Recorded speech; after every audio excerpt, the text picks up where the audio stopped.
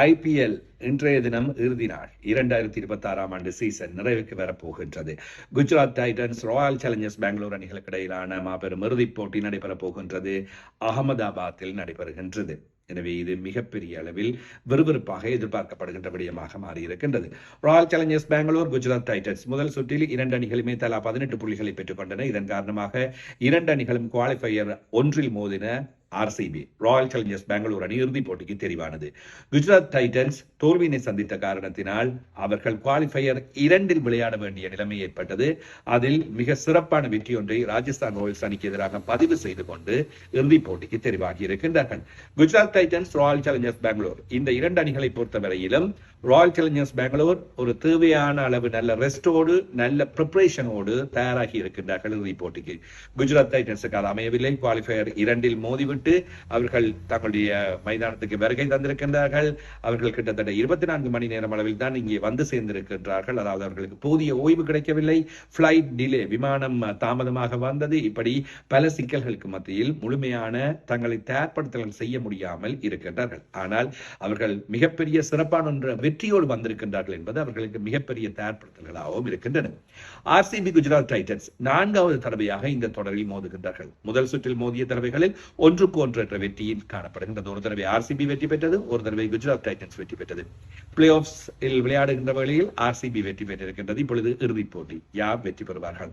RCB அடித்து நொறுக்கிக் கொண்டு தொடர்ச்சியான ஒரு வெல் பெர்ஃபார்ம்ட் நல்ல அணியாக தங்களை இனங்காட்டிக் கொண்டிருக்கின்றார்கள்.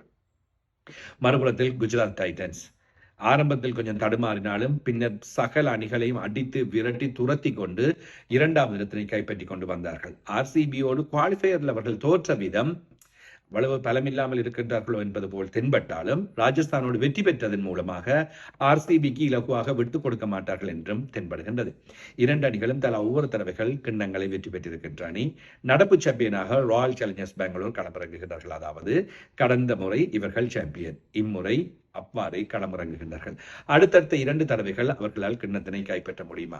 விராட் கோலி மிகப்பெரிய அளவில் எதிர்பார்க்கப்படுகின்றவர். மறுபுறத்தில் இந்திய தேசிய அணியின் தலைமை பொறுப்பில் இருந்தும் அணியிலிருந்தும் நேரடியாக நீக்கப்பட்டவர் சுப்மன் கில். கடந்த போட்டியில் சதமடித்ததோடு இந்த தொடரில் மிக அபாரமாக தன்னை வழிகாட்டிக் கொண்டிருக்கின்றார். கடந்த வருடத்தின் கூடுதலான ஓட்டங்களை பெற்றுக் கொடுத்த சாய் சுதர்ஷன் கூட நல்ல முறையில் பிரகாசித்துக் கொண்டிருக்கின்றார். இவர்கள் இருவரும் தான் இவர்களுடைய நம்பிக்கையாக இருக்கின்றார்கள். மறுபுறத்தில் விராட் கோலி, அதே போன்று ராயல் சேலஞ்சர்ஸ் பெங்களூர் அணியின் தலைவர் ரஜாத் படித்தர், இவர்கள் மிக முக்கியமானவர்களாக இருக்கின்றார்கள். எதுவாறாக இருந்தாலும் என்னுடைய பார்வை அதிகமாக குஜராத் டைட்டன்ஸின் வேக பந்து வீச்சாளர்கள் மீது இருக்கின்றது. அவர்கள் வீசுகின்ற அந்த சிறப்பான பந்து வீச்சுக்களே குஜராத் டைட்டன்ஸின் வெற்றிக்கு மிக முக்கியமான காரணமாக அமைந்திருக்கின்றது. அவர்களுடைய பந்து வீச்சுக்களை இன்றைய தினம் ராஜஸ்தான் ராயல்ஸ் சிறப்பாக எதிர்கொள்ளுமாக இருந்தால் அவர்களுக்கு வெற்றி. மறுபுறத்தில் ராஜஸ்தான் ராயல் சேலஞ்சர்ஸ் பெங்களூர் அணியின் பந்து வீச்சாளர்கள் நல்ல துடுப்பாட்ட வீரர்களை, அதாவது குஜராத் டைட்டன்ஸின் சாய் சுதர்ஷன் மற்றும் சுப்மன் கில், ஜோஸ் பட்லர் போன்ற துடுப்பாட்ட வீரர்களை தகர்த்து ஓட்டங்களை பெற முடியாமல் தடுமாற வைப்பார்களாக இருந்தால் அவர்களுக்கு வெற்றி வாய்ப்புகள் இருக்கின்றன. எப்படி பார்த்தாலும் கிட்டத்தட்ட 50க்கு 50 சமனான போட்டியில் என்னுடைய வாய்ப்பு ஏதோ கொஞ்சம் ராயல் சேலஞ்சர்ஸ் பெங்களூர் பக்கமாகவே இருக்கின்றது. குஜராத் டைட்டன்ஸ் எங்கே இடத்தில் என்னத்தையோ மிஸ் பண்ணுகின்றதோ என்கின்றது போலும் தென்படுகின்றது. முடிவுகள் எப்படி வேண்டுமானாலும் அமையலாம். T20 போட்டிகளில் கடந்த காலம், இன்றைய நிலைமை இவையெல்லாம் எதுவுமே எடுபடாது. மைதானத்திற்குள் சென்று அந்த நேரத்தில் அப்போது எவ்வாறு விளையாடுகிறார்களோ அதுதான் கிண்ணத்தினை கொடுக்கும். RCB அடுத்த 2வது தடவையாக கிண்ணத்தை வெல்லப் போகின்றதா? குஜராத் டைட்டன்ஸுக்கு கிண்ணம் கிடைக்கப் போகின்றதா? பொறுத்திருந்து பார்ப்போம்.